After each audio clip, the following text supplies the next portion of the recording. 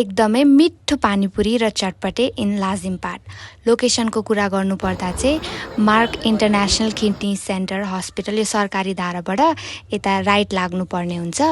अनि त्यहाँबाट सिधै हिँड्नुभयो भने चाहिँ यता लेफ्ट ह्यान्ड साइडमा एउटा गल्ली देख्नुहुन्छ।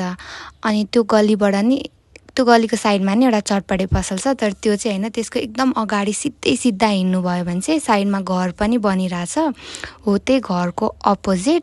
अनि मेरो लास्ट भिडियोमा एउटा पसल हालेको थिएँ, त्यही पसलको ठ्याक्कै अपोजिटमा छ यो चटपटे पसल चाहिँ। यहाँ सबैजनाले यसलाई मटका चटपटे भनेर नि हामीले यसलाई भन्ने गर्छौँ।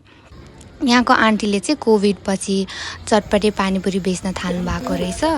एकदमै मिठो छ यहाँको पानीपुरी र चटपटे। यो ठाउँ चाहिँ दिउँसोको 1 बजे ओपन हुन्छ। युजुअली एकदमै प्याक हुन्छ। हामी चाहिँ ओपन हुने बित्तिकै गएको थियो यो दिन, सो धेरै वेट गर्नु परेको थिएन। सो तपाईँ नि जाने भए चाहिँ अलि चाँडै जानु होला। एकदम मिठो छ। यसको 50 रुपियाँ एक प्लेटको, अनि पानीपुरीको नि एक प्लेटको 50 रुपियाँ। स्वाद एकदम डिफ्रेन्ट छ अरू ठाउँभन्दा, एकदम मिठो छ। Do visit if you are in Lazimpat. अनि हामीलाई चाहिँ यति मिठो लाग्यो पानीपुरी, हामीले अर्को प्लेट नि मगायो। कुन प्लेट हो हाम्रो? हाम्रो सेकेन्ड प्लेट।